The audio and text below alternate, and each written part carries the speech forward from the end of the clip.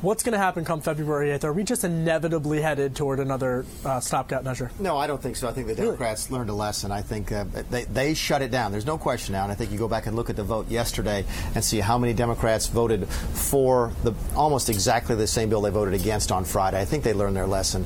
So, no, I don't think we're moving towards another shutdown.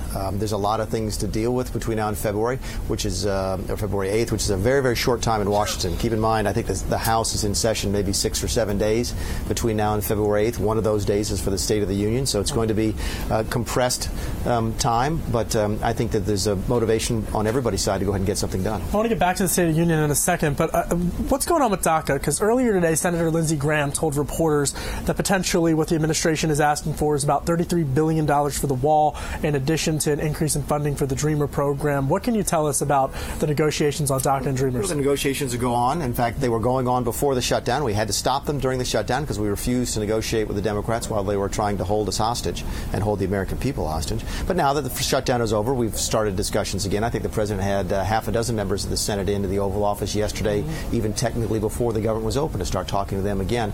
And I think those discussions will continue. The president wants to solve DACA. He wants to solve immigration writ large. And you have to do it as part of one process, one package. You can't solve DACA and not solve immigration, because then you're just setting yourselves up for another DACA problem in the future. So we will solve all of it together. Following up on that, should folks take Senate Majority Leader Mitch McConnell at his word when he's saying, Director, that they're going to address DACA before that March 5th deadline? Yeah. In fact, I think he made the same promise to Jeff Flake as part of the tax bill discussion, which is always, when Senator Shutdown Schumer was crowing that he got something out of Senator McConnell, I was laughing because I think that was the exact same thing that McConnell had already given Flake as part of the tax bill discussion. So, but that's fine. We welcome the discussion. We want the process to start working. And for folks outside of Washington trying to gauge the political uncertainty coming out of the Beltway around this February 8th deadline, should they be concerned that the issue of DACA could trip up negotiations for a potential of another government shutdown come February 8th or not? Or are these very separate now? Immigration is hard to deal with. President Obama had the White House, the House, and 60 votes in the Senate. So he had a filibuster-proof majority in the Senate and was still incapable or unwilling or both to resolve the long-term immigration challenges. So they are real. There is no question. This is a hard issue to deal with, especially in this heightened political environment we've got right now. But very heightened political environment. It is, but I don't think that a shutdown is the inevitable end result of that difficulty. All right, switching gears. Just a couple weeks ago, recently you asked for $0 from the Federal Reserve to fund the Consumer Financial Protection Bureau. Take my RB hat off and put my CFPB hat on? Yes. I think it's a different tie. It's acting director is the correct title. So the acting director of the CFPB, which you are, $0 from the Federal Reserve. Yeah. Now, is that to, one, starve the agency of funds, or is it to get them to use the excess, I think it's like $133 million in excess that they have, as opposed to getting more money from the Fed? It's the latter. I'm going to enforce the law over at CFPB. The law requires me to do X, Y, and Z. We are going to do that. I'm not trying to starve the agency. The point of the matter, though, was they had $177 billion in a reserve fund. Correct myself. I said 133. Yeah, it's 177. We don't need that. In fact, that's more than 25% of our annual operating costs. No agency in town has 25% in reserves. That's just absurd.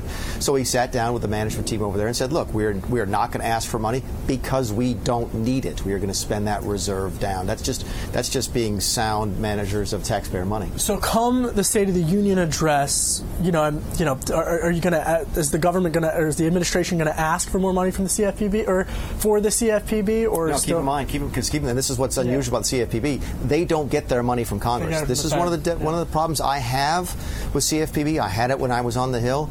The CFPB is funded through the Federal Reserve. They do not get appropriations from Congress. I happen to think that's wrong. Let me ask you just quickly, finally, on the timeline for payday lending rules. Have you made up your mind on that? Or when we're no, and we're not in a position to comment on that. That's ongoing at this point. Anything else? Can you guarantee February 8th there's not going to be another government shutdown? Oh, come on. There's no guarantees in this business. But what is the potential for there for being one? How would you handicap that? This is what I'd say. Go talk to those self-described centrist Democrats. Talk to Bill Nelson. Talk to John Tester. And I think John voted against opening the government yesterday, which surprised me. These are the folks who go home home and say, vote for me, I'm a centrist Democrat, I can reach across the aisle, I can work with Republicans, and then apparently come to Washington and do something entirely different.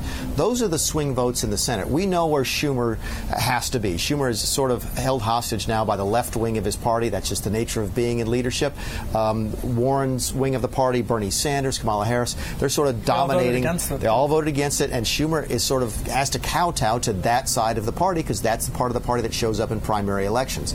But the centrist, so-called centrist Democrats who are trying to sort of carve out a niche where they try and get crossover voters in Montana, in Florida, in a lot of the other red states that President Trump won, those are the folks who you've got to ask, are they willing to step out of the shadow of the left wing of their party and be their own people? That's going to be the real test.